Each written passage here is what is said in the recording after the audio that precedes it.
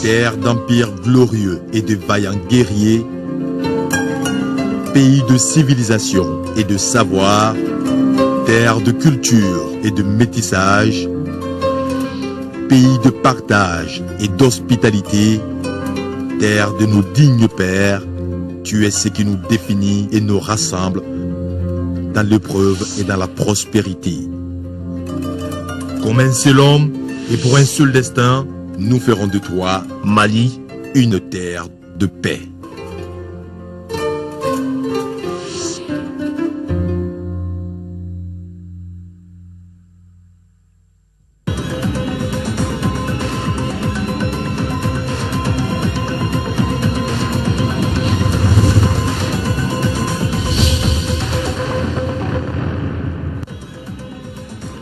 Le Premier ministre Abdoulaye Idrissa Maïga a rendu une visite de courtoisie aux leaders religieux, toutes confessions confondues. Ils ont tous salué cette visite et ont fait des prières pour une paix durable au Mali. Ils ont aussi promis d'accompagner le Premier ministre pour la réussite de ses missions. Ouverture ce matin de la 8e session de la Grande Commission mixte de coopération Mali-Guinée. Il s'agira de faire une évaluation de la session précédente et d'identifier les axes prioritaires en vue de renforcer davantage l'axe Bamako-Conakry. Bonsoir à tous et bienvenue dans ce 20h. Le président de la République, Ibrahim Boubacar Keïta, a reçu successivement cet après-midi le président sortant de la commission de l'UEMOA qui est venu remercier le président Keïta pour son accompagnement. Le ministre guinéen de l'administration du territoire et de la décentralisation, porteur de messages du président guinéen à son homologue Ibeka, et enfin le nouvel ambassadeur du Mali au Tchad, le général Sadio Gassama. Le compte-rendu de cette série d'audiences avec Amadou Sankaré au cours de ce journal. Visite de prise de contact du monde diplomatique à la primature. Le Premier ministre Abdoulaye Idrissa Maïga a successivement reçu cet après-midi en audience l'ambassadeur de l'Union européenne au Mali, chef de file des partenaires techniques et financiers, et l'ambassadeur des Pays-Bas au Mali. Les deux personnalités ont mis à profit cette prise de contact pour parler de la Troïka. Également, les questions de paix, sécurité et développement ont été évoquées. Le compte-rendu de ces deux audiences avec Sira Batili. Des diplomates à la primature, c'est pour non seulement une prise de contact avec le Premier ministre Abdoulaye Idrissa Maïga, mais aussi et surtout faire le point de la coopération entre le Mali et ses différents partenaires. D'abord, la Troïka, composée du Canada, des Pays-Bas et de l'Union européenne. L'UE étant chef de file des partenaires, c'est donc son ambassadeur qui est venu parler de la Troïka au Premier ministre. Nous avons fait part de notre disponibilité sur un certain nombre de sujets qui touchent à la sécurité, au développement, qui touchent à la gouvernance, à la décentralisation, aux droits de l'homme, à la démographie, l'égalité homme-femme. Ce sont des thèmes sur lesquels nous sommes prêts à travailler. On a fait des propositions à Monsieur le Premier ministre et on va voir comment ces propositions, qu'il connaît bien puisqu'il était déjà en tant que ministre associé à ces rencontres, dans quelle mesure ces propositions, je dirais, s'intègrent bien aux priorités du gouvernement, y compris bien évidemment et peut-être d'abord la mise en œuvre de l'accord de paix et de réconciliation qui est un vaste sujet mais qui est aussi une priorité, je crois, bien sûr pour les autorités, aussi un sujet d'intérêt et de préoccupation pour les partenaires. Séance de concertation avec des sujets préalables comme la sécurité et le développement élargie également à l'ambassadeur des Pays-Bas. Jolk Operwal est venu échanger avec le Premier ministre sur les priorités du gouvernement et les liens de coopération Mali-Pays-Bas. On a discuté nos programmes qui sont des programmes importants dans la gestion d'eau, la justice, santé reproductive. Et le Premier ministre a expliqué que pour lui, les priorités du gouvernement, la tension sociale est quelque chose qui est important pour lui et le gouvernement. Et vraiment, il a expliqué que le dialogue là est la réponse et que le gouvernement va investir dans ce dialogue. L'accès aux services de base, l'accès aux justices, c'est tellement important pour la population. Alors les Pays-Bas sont prêts à accompagner le Mali dans cette direction? Absolument, nous sommes un partenaire depuis longtemps du Mali. Et il n'y a aucune indication que nous allons diminuer notre engagement avec le Mali ou avec les régions sahéliennes. Les intérêts sont grands, pas seulement pour la coopération au développement, mais aussi dans les thèmes comme la lutte contre le terrorisme, la stabilité. La coopération au développement est une nécessité aux yeux des Pays-Bas. Le Royaume met l'accent également sur la migration irrégulière. Pour rappel, ce 27 avril, c'est la fête nationale du Royaume des Pays-Bas, appelée anniversaire du roi, qui célèbre la monarchie. Le Premier ministre continue sa visite de courtoisie. Aujourd'hui, il était chez les leaders religieux, d'abord au Haut Conseil islamique, puis au siège du groupement des leaders spirituels musulmans du Mali. Tous saluent cette visite et l'ont accompagné par des bénédictions. Le point avec Nyanya Alou Traoré. Les religieux du Mali participent beaucoup au maintien de la stabilité du pays. C'est fort de ce constat que le Premier ministre Abdoulaye Idrissa Maïga est venu exposer son plan de travail et solliciter leur accompagnement. Première étape, le siège du Haut Conseil islamique. Le président du HCI s'est dit honoré et satisfait de la rencontre. Il réitère son engagement à accompagner les autorités dans la bonne conduite des affaires publiques. Une feuille de route que nous sommes prêts à accompagner, surtout à cette phase de notre histoire où notre pays a besoin vraiment d'avoir des horizons très clairs. Et pour cela, nous pensons qu'aujourd'hui, l'adhésion de tout un chacun, l'apport de tout un chacun est indispensable. Autre lieu, autre groupe, mais les objectifs restent les mêmes. Le chef du gouvernement et sa délégation sont au siège du groupement des leaders spirituels musulmans du Mali. L'instance présidée par le shérif Ousmane Madani Aïdara félicite le gouvernement et l'assure de tout son accompagnement. Nous sommes contents de la visite du Premier ministre. Lors des échanges, il nous a parlé d'unité, de solidarité et de paix. Ce qui est important aujourd'hui dans notre pays. Nous lui réitérons notre accompagnement pour la réussite de la paix et la stabilité du pays. À l'issue des deux visites, des bénédictions à travers une fatia ont été faites pour les filles et fils du Mali. Les religieux ont surtout prié pour la paix au Mali. Le Premier ministre Abdoulaye Idrissa Maïga s'est rendu aussi à l'archevêché de Bamako et au siège de l'Association de groupement des églises et missions protestantes et évangéliques du Mali. Cette prise de contact a été saluée par les responsables des églises qui promettent d'accompagner le chef de gouvernement dans sa mission. Visite suivie par Mariam Sagara. La lourde responsabilité du Premier ministre en ces temps incertains demande l'implication de tous et à tous les niveaux. Cela n'effraie guère la communauté chrétienne catholique et protestante qui s'est dit prête à accompagner le chef du gouvernement à travers des intercessions.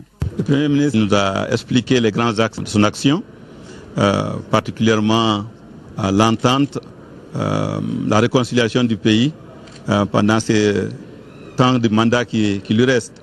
Je crois que ça se situe dans le cadre justement de la démarche de foi. Quand vous recevez, vous êtes investi dans la responsabilité au niveau national, et cela dans un contexte extrêmement difficile. Je le disais que le Mali, nous avons mis tout le feu au rouge. Celui qui est chargé de vous guider ne peut que recourir à Dieu. Pour les serviteurs de Dieu, la foi en Christ, le Mali se relèvera de cette crise. Nous avons rassuré le Premier ministre que nous sommes entièrement disponibles pour l'accompagner, pour tout ce que nous pouvons faire. D'abord dans nos prières, dans nos prêches et dans nos comportements, puisque la Bible nous encourage à être des artisans de paix. En tant que leader religieux, être auprès de lui des conseillers, des sentinelles même. Quand nous voyons des choses qui ne vont pas, nous le signalons. Pas des espions, des sentinelles. Et des intercesseurs aussi. Quand ça chauffe entre les humains, nous intervenons. Nous demandons au Dieu aussi d'avoir pitié de nous. Ce dont le Mali a besoin d'aujourd'hui, c'est la miséricorde de Dieu. Alors nous souhaitons qu'il réussisse sa mission en interpellant les Maliens sur le terrain de la miséricorde. Les deux leaders d'église se sont fort réjouis de cette démarche du Premier ministre.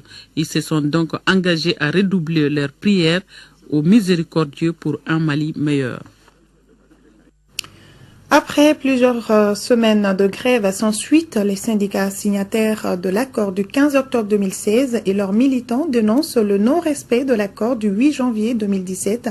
Ils ont donc organisé ce jeudi une marche pacifique sanctionnée par une déclaration, une rencontre avec le Premier ministre Abdoulaye Idrissa Maïga. Reportage Fademba Keïta. Exigeons le statut autonome signé avec le gouvernement, le respect des engagements. Les enseignants disent non à la banalisation de leurs revendications et à la violation de l'accord du 8 janvier 2017 sont entre autres slogans perceptibles sur les banderoles et cris de cœur émis par les marcheurs. Encadrés par un imposant dispositif sécuritaire, les marcheurs sont partis de la place de la Liberté face à la mairie du sud de Bamako, direction le cinéma Babemba. Ils ont ensuite rejoint la cité ministérielle par l'avenue de l'Indépendance. À l'issue des négociations tenues les 3 et 8 janvier 2017, un accord a été conclu le 8 janvier 2017, certifié par le procès verbal de conciliation sur l'ensemble des points du préavis déposé le 22 décembre 2016. Dans ce procès verbal, l'État s'engage à donner un statut aux enseignants. Aucun aspect dont la grille ne sera occultée lors des travaux de la commission qui sera mise en place à cet effet au plus tard le 31 janvier 2017. Les 6 représentants des syndicats d'enseignants ont ensuite été reçus par le Premier ministre Abdoulaye Idrissa Maïga. Après lecture du contenu de la même déclaration, le chef du gouvernement affirme avoir entendu, compris et rassure que le dialogue social prévalera. Dans l'exercice de ses fonctions, il promet le respect de la liberté syndicale, mais dans un périmètre bien défini. Le gouvernement fera le devoir de consentir, cela dans la limite de ses moyens. Acceptez la main tendue, renouez avec le gouvernement et actualisons le dialogue, car vos préoccupations sont les nôtres, a-t-il conclu. Les députés ont approuvé cet après-midi 3 projets de loi. Il s'agit de projets de loi portant création de l'unité de gestion de la Grande Muraille Verte, le projet de règlement des lois de finances 2018 et celui sur l'agence de gestion du Fonds d'accès universel à AGEFO. Les projets de loi ont été adoptés à l'unanimité par l'ensemble des députés présents. Le reportage de Moussa Fane dans nos prochaines éditions. Je le disais dans les titres, la 8e session de la Grande Commission mixte de coopération Mali-Guinée s'est ouverte ce matin. Il s'agit au cours des travaux de 2 jours de faire une évaluation de la précédente session, d'identifier les axes prioritaires de coopération. Khalifa Nama Traoré pour le reportage. Le Mali et la Guinée sont unis par des liens historiques multiformes. Pour donner une forme et un contenu consistant à cette relation bilatérale, Maliens et Guinéens ont depuis 1977 créé un cadre d'échange et de concertation afin d'explorer les axes de coopération, renforcer les acquis dans les différents domaines de développement socio-économique, politique, culturel et sportif. La 8e session de la Grande Commission mixte de coopération entre les deux pays est donc une bonne occasion pour les experts de discuter de tous les aspects prioritaires permettant d'insuffler une nouvelle dynamique à l'axe Bamako-Conakry. Il s'agira d'examiner les voies et moyens de nature à dynamiser nos relations dans différents domaines, à développer une coopération fructueuse et mutuellement bénéfique et à promouvoir les échanges économiques et culturels. Il vous reviendra donc en définitive d'engager un processus de valorisation de nos complémentarités et de poser les fondements d'une coopération fructueuse qui, loin de se limiter à quelques secteurs seulement, devrait être globale. Les infrastructures sont en train de se bâtir. De même, une base juridique minimale existe pour le développement du commerce transfrontalier et les investissements réciproques dans les deux pays. La voie du futur pour la coopération Mali-Guinée doit donc passer, sitôt le cadre de coopération renforcé et mis à jour, doit passer par l'exploration de toutes les opportunités économiques par les opérateurs des deux pays. Il nous faut à cet égard œuvrer à la création de conditions pour une plus grande dynamisation de nos relations commerciales. Il s'agit désormais pour les spécialistes de faire de l'axe Bamako-Conakry une coopération exemplaire, porteuse d'espoir, de progrès économiques et social. Le président du Haut Conseil des collectivités territoriales a reçu cet après-midi en audience le ministre en charge de la femme, de l'enfant et de la famille. Les échanges ont porté sur la mise en œuvre de l'accord pour la paix et la réconciliation. Pour plus de précisions, écoutons Traoré Oumoutouré, ministre de la Femme, de l'Enfant et de la Famille. Elle est au micro de Sokona Kamisoko. Nous avons bien voulu commencer par le Haut Conseil des collectivités. Parce qu'en fait, la majeure partie des populations que nous servons se trouve au niveau des collectivités. Surtout les femmes. Les problèmes des femmes, les préoccupations, c'est les collectivités qui les recueillent avant nous. Donc si nous sommes une structure technique au service du développement, au service de notre pays, au service des populations de notre pays, Je pense que le Haut Conseil des collectivités est la voie la mieux autorisée pour nous parler des priorités. Nous sommes venus pour échanger, mais certes pour aussi demander une collaboration et un partenariat. Notre pays, nous savons en ce qui concerne les problèmes de population des femmes, des jeunes, des enfants, nous rencontrons d'énormes difficultés. Étant au niveau central, nous avons des difficultés à les résoudre avec les seuls services techniques. C'est pour cela que nous pensons qu'en travaillant main à main avec les collectivités, nous allons pouvoir vraiment avoir des résultats assez significatifs pour notre pays. De l'autre côté, on nous a mis en mission par rapport à l'apaisement du climat social, à la vulgarisation de l'accord pour la paix. Et je pense que la paix, c'est pour les populations et les représentants légitimes des populations pourront nous appuyer dans ce processus. Ce communiqué, le ministre de la Défense et des Anciens Combattants informe l'opinion nationale et internationale que suite à la multiplicité des braquages sur l'axe Mopti-Tenenkou, les FAMA ont initié une opération de sécurisation de ce tronçon. Ainsi, ce jour, jeudi 27 avril 2017, les FAMA ont eu un accrochage avec des terroristes dans la forêt de Ganguel.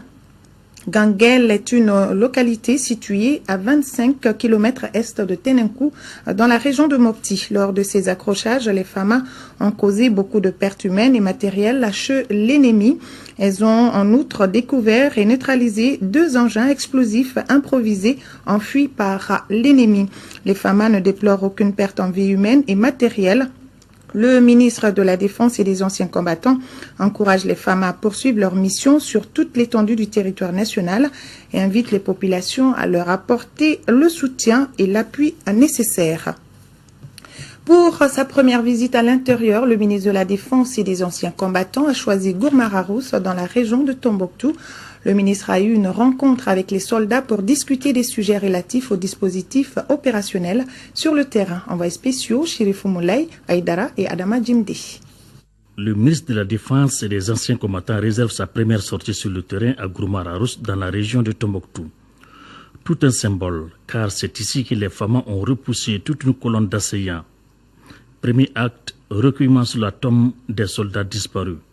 Deuxième acte, la visite du théâtre des opérations, le camp des bérets rouges. Les dégâts sont encore visibles. La mission s'est fait expliquer dans les détails près le déroulement de l'attaque avant de livrer le contenu de son message aux vaillants soldats. Je suis venu avec le message du chef suprême des armées, le président de la République, Ibrahim Boubacar Keïta. Il m'a demandé de venir présenter ses condoléances aux hommes ici de Rarousse pour les camarades qu'ils ont perdus, de présenter ses vœux de prompt rétablissement aux blessés, de dire aux hommes ici à Rarousse que la nation leur est reconnaissante pour le sacrifice qu'ils font pour elle, de leur dire qu'il a conscience des difficultés dans lesquelles il travaille et de leur dire que son engagement de faire toujours davantage pour que l'armée malienne retrouve son lustre d'antan, son engagement reste intact. La rencontre avec les éléments a permis d'évoquer les questions liées aux dispositifs sécuritaires, aux moyens logistiques, à la stratégie opérationnelle et aux conditions de travail des hommes sur le front. Le chef d'état-major de l'armée de terre, lui, était du côté de Wolobougou, dans le cercle de Koutiala. C'était pour s'assurer du bon déroulement des formations que les militaires de l'armée de terre bénéficient afin de lutter efficacement contre la recrudescence des attaques terroristes. Pour plus de détails, le reportage de Mahamadi Diara. Cette visite du chef d'état-major de l'armée de terre s'inscrit dans le cadre de l'évaluation des forces de l'armée de terre. Avec le défi sécuritaire du moment, l'armée de terre applique l'option offensive sur le terrain. L'objectif recherché est de nettoyer toutes les bases terroristes opérant sur notre territoire. Aujourd'hui, nous sommes venus au centre d'instruction de Koutiala pour voir les militaires qui sont rentrés pour la formation de brevet d'armes. Ce sont les sous-officiers, c'est une formation de carrière. Donc nous sommes venus voir au démarrage de cette formation importante pour la carrière de nos sous-officiers, les conditions, rappeler les objectifs et nous assurer que cette formation dans le cadre de la restructuration du changement de l'armée malienne, que cette formation se passe dans de bonnes conditions et c'est le cas pour le moment. Le premier responsable de l'armée de terre est convaincu que l'appui des forces extérieures est nécessaire, mais qu'il est de devoir des forces maliennes de lutter avec leurs propres moyens. Il n'y a pas de succès sans effort. Il n'y a pas de résultat de qualité sans un apprentissage profond. Donc aujourd'hui, il faut que ces sessions de formation et d'entraînement, nous y mettions tout ce que nous avons comme effort. Et c'est à ce prix que nous réussirons totalement notre mission et nous sommes tout à fait optimistes et nous les exhortons, eux et l'encadrement, à poursuivre. C'est bien là la volonté et de nos autorités politiques et de la hiérarchie militaire. Le colonel-major Abdrahman Babi a prôné le don de soi, l'esprit patriotique et l'engagement au sein des FAMA. Je le disais au début de ce journal, le président de la République, Ibrahim Boubacar Keïta, a reçu successivement cet après-midi le président sortant de la commission de l'UEMOA, qui est venu remercier le président Keïta pour son accompagnement, le ministre guinéen de l'administration du territoire et de la décentralisation, porteur de messages du président guinéen, son homologue Ibeka, et enfin le nouvel ambassadeur du Mali au Tchad, le général Sadio Gassama. Le compte-rendu de cette série d'audiences avec Amadou Sankari. Le Sénégalais Cheikh Hadjibou Soumaré, président sortant de la commission de l'Union économique monétaire ouest-africaine, UEMOA, est venu remercier le président Keïta pour son accompagnement durant le temps qu'il a passé à la tête de l'organisation. Les deux personnalités ont mis ce moment à profit pour parler des acquis de l'Union, mais également des perspectives. Un processus d'intégration n'est jamais terminé. C'est un processus continu, mais avec l'engagement que nous avons aujourd'hui de nos différents chefs d'État sur ces différents chantiers qui ont été ouverts dans le cadre de l'intégration, je pense que la réussite est au bout. Les chefs d'État nous ont demandé de travailler sur l'énergie, sur l'agriculture, sur le programme des jeunes. Tout cela pour nous dire que ce sont les jeunes aujourd'hui, face à l'engagement des chefs d'État résolus d'aller vers une intégration totale de nos économies, c'est aux jeunes de saisir la balle au rebond. Le Mali, malgré la crise qu'il traverse, a marqué un pas de géant. Le Mali a été l'une des économies les plus résilientes. C'est la troisième économie de notre région. Pour un pays post-conflit, je dirais, ce n'est pas quelque chose de négligeable. Autre personnalité reçue par le président de la République, le général Bouraïma Condé, ministre guinéen de l'administration du territoire et de la décentralisation. Le général est porteur de message du président Alpha Condé à son homologue Ibrahim Boubacar Keïta. Au cours des échanges, il a été surtout question de la 8e session de la grande commission mixte Mali-Guinée qui s'est tenue ce jeudi à Bamako avec en ligne de mire la réalisation d'infrastructures pour une meilleure intégration. Quand on parle de grande commission, on parle de projet intégrateur. Là-dessus, il faut parler du chemin de fer qui va faire Conakry, Bamako, Bobo Dioulasso, Niamey. Et nous nous sommes dit que pour cette fois-ci, les résolutions ou les accords signés dans les travaux de la session de la grande commission ne doivent pas rester de vains mots. D'un général à un autre, il s'agit de Sadio Gassama, le tout nouvel ambassadeur du Mali au Tchad. Avant de prendre fonction, il est venu prendre conseil auprès du président de la République, le Tchad et le Mali, deux pays engagés dans la lutte contre le terrorisme. Et sachez que c'est le Nigérien Abdallah Bouraïma qui remplace Cheikh Hadjibou Soumaré au poste de président de la commission de l'UEMOA, nous signale notre reporter. Le point d'exécution des recommandations de la 10e session, le rapport d'activité de 2016 et le programme de 2017 sont au menu de la 11e session du Conseil de la Direction nationale du contrôle financier. Le point avec Batraoré. Malgré les obstacles liés à la mise en œuvre du cadre stratégique pour la relance économique et le développement durable 2016-2018 et à la forte pression, surtout du Front social sur le budget d'État et le contexte sécuritaire fragile, les résultats sont satisfaisants à l'ouverture de cette 11e session du Conseil de direction du contrôle financier. En 2016, les statistiques ont prouvé que l'ensemble des dépenses qui doivent être contrôlées par le contrôle financier l'ont été. Et aujourd'hui, le taux de couverture nationale en matière de contrôle des dépenses publiques se situe entre 99,7%.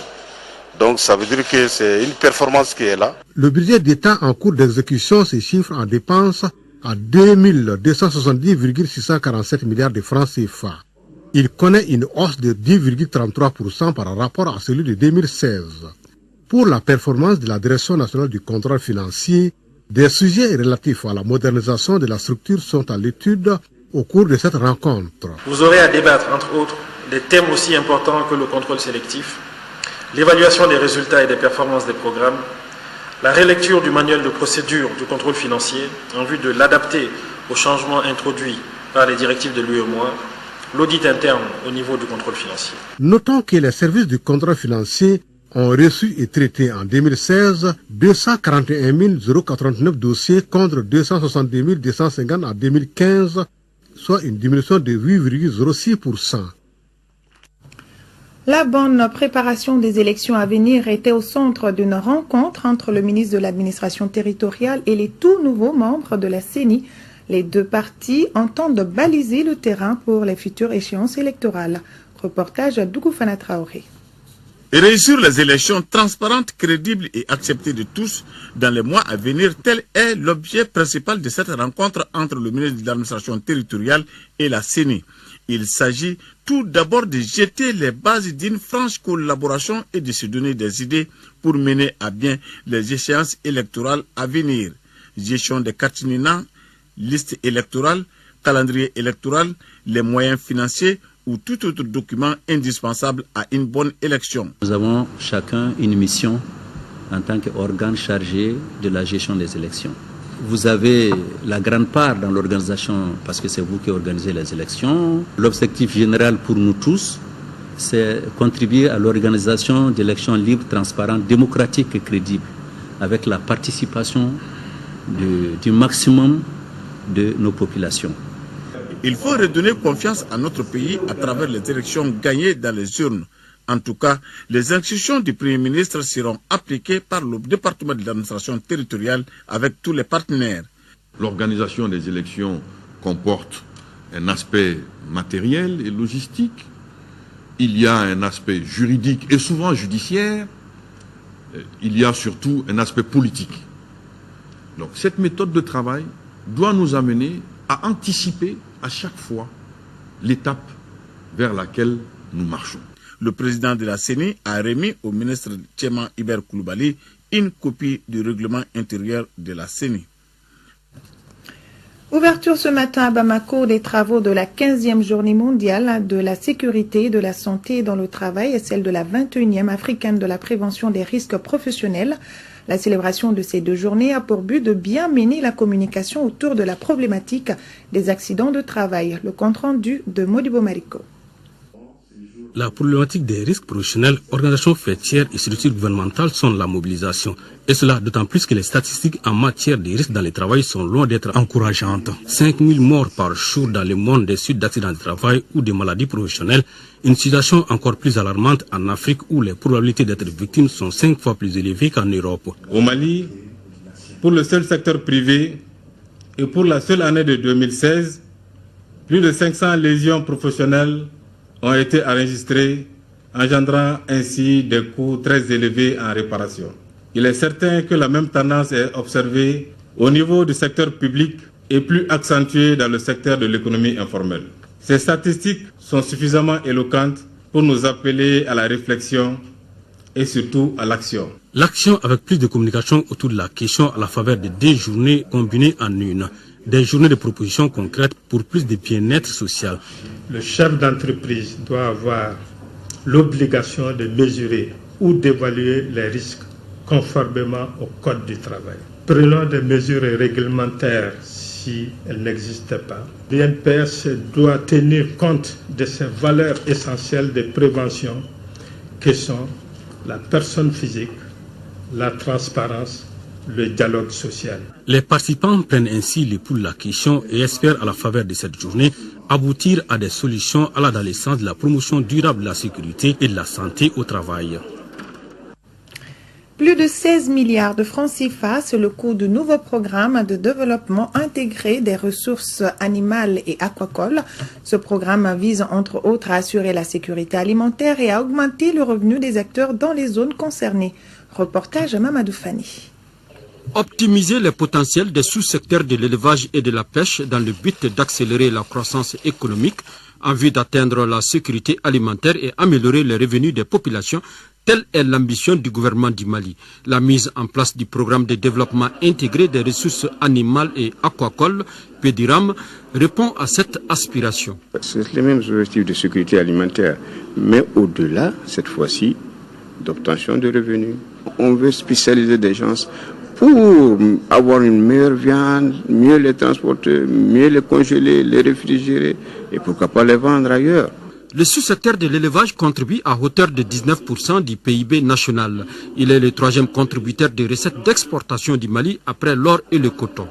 Malgré ce potentiel et ses acquis dans les sous-secteurs de l'élevage et de la pêche, des faiblesses éminentes pèsent sur leur développement. Face à cette situation, le gouvernement du Mali a mis l'accent sur le développement des productions animales, halieutiques et aquacoles. Le lancement des activités du PEDIRAM va sans nul doute contribuer à booster l'économie des zones d'intervention dans le Sahel occidental. Un film documentaire sur les acquis du programme a permis aux participants de mieux comprendre les objectifs du projet. La deuxième édition de la foire des semences de la commune rurale de Safo ont débuté dans la dite commune. Les exposants sont venus de plusieurs localités du Mali pour discuter de la problématique de nos semences. Reportage de Koufana Traoré. Cette foire de semences paysannes regroupe une trentaine de stands pour une cinquantaine d'exposants venus de Kaï, Koulikoro, Sikasso, Ségou et Moti. Elle a pour objet de revaloriser nos semences traditionnelles avec à la clé ses récipients et ses objets de conservation, mais aussi et surtout des produits phytosanitaires de protection de ces semences qu'utilisaient jadis nos grands-parents. On est dans l'agroécologie. L'agroécologie, c'est de produire sans les produits chimiques. Cette foire, qui est à sa deuxième édition à Safo, mérite d'être pérennisée car elle s'est faite autour des spéculations qui constituent la base de notre alimentation. Qui dit souveraineté, dit forcément sémence. Et qui dit sémence, dit qualité. Et cette qualité, nous disons que c'est plus local. Donc c'est pour les amener à valoriser, à donner plus d'importance à la production locale de semences. La semence est l'un des facteurs essentiels dans la production agricole et dont la qualité est vraiment très très important dans l'amélioration de la production agricole. Je ne vous apprends rien en vous rappelant quelques opportunités offertes par une foire. Il s'agit entre autres de celle du donner et du recevoir, à travers les échanges d'expériences, des facilités de regroupement favorables à la mise en œuvre des actions de développement. Des sketchs sur la problématique des semences paysannes joués par les élèves et une prestation du Koteba de Safo ont agrémenté la cérémonie. Les différents acteurs du secteur de l'équipement et des transports étaient en conclave ce matin. Cette rencontre avait pour objectif d'identifier les principales contraintes qui entravent la mise en œuvre des projets du secteur et de proposer les mesures appropriées en vue d'améliorer leur performance. Le compte-rendu de Abdulkarim Kaba. La revue est un exercice annuel qui a pour objet de faire le diagnostic de l'état d'exécution physique et financière du portefeuille de l'ensemble des projets et programmes de développement. Les travaux des 16 premières revues ont permis d'améliorer significativement la gestion des projets et programmes. Si des résultats encourageants ont été obtenus, force est de reconnaître que des efforts restent à consentir pour maintenir haut le flambeau de la performance et du succès. Au cours de cette revue, les participants ont examiné et validé les données de l'ensemble des projets et programmes du secteur au 31 décembre 2016, avec un regard particulier sur ceux inscrits au programme triennal d'investissement 2016-2018. L'objectif étant de gérer les urgences tout en inscrivant les actions dans la durée à travers une planification. La revue de cette année correspond à la deuxième année de mise en œuvre de la politique nationale des transports, des infrastructures de transport et du désenclavement. C'est pourquoi j'invite l'ensemble des responsables des projets et programmes à plus de travail, de rigueur, de professionnalisme et du don de soi. Vous devez être constamment à l'écoute des bénéficiaires des projets et programmes afin d'optimiser les actions à leur profit. Signalons enfin que sur les 84 projets et programmes soumis à la réflexion des différents participants à cette revue, 63 sont en cours d'exécution et 21 terminés. Ecobank vient de lancer un nouveau produit appelé Appli Ecobank Mobile. L'application permet tout simplement de payer à partir d'un téléphone mobile. Reportage Fatmata Koni. Appli Ecobank est une application d'ecobank.com. Elle permet de satisfaire les besoins des clients de la banque. L'application donne l'opportunité aux petits vendeurs de cartes ou les vendeuses de beignets d'avoir accès aux services bancaires. L'application a été lancée devant 2 membres du gouvernement. Avec l'application mobile, nos clients peuvent, en quelques clics, effectuer toutes les opérations quotidiennes, telles que consulter les soldes des comptes, faire opposition sur les cartes égarées, connaître le cours des devises, demander un relevé de compte. Mais au-delà, la véritable révolution se situe dans la capacité pour vous, chers clients, d'effectuer des paiements instantanés et de recevoir des fonds au Mali, mais aussi à travers les 32 autres filiales du groupe Ecobank. Cette initiative est saluée par les autorités maliennes. Selon elles, Appli Ecobank participe à l'augmentation du taux de bancarisation dans notre pays. Je vous exhorte à aller encore plus loin dans la banque digitale pour placer la banque panafricaine dans la cour des grandes banques au niveau mondial en termes de performance. Pour bénéficier des privilèges de cette application, il faut tout simplement posséder un téléphone et avoir accès à Internet. Cela permet de s'inscrire à travers le moteur de recherche Google Play. Vous pourrez revoir ce journal là sur notre site www.ortm.ml. Voilà, c'est la fin de cette édition. Retrouvez Haoué Touré demain pour le 18h et le 20h. Mais avant, vous serez avec Amara Mali Diallo pour le 13h. Bonne soirée à tous et à très vite sur le RTM.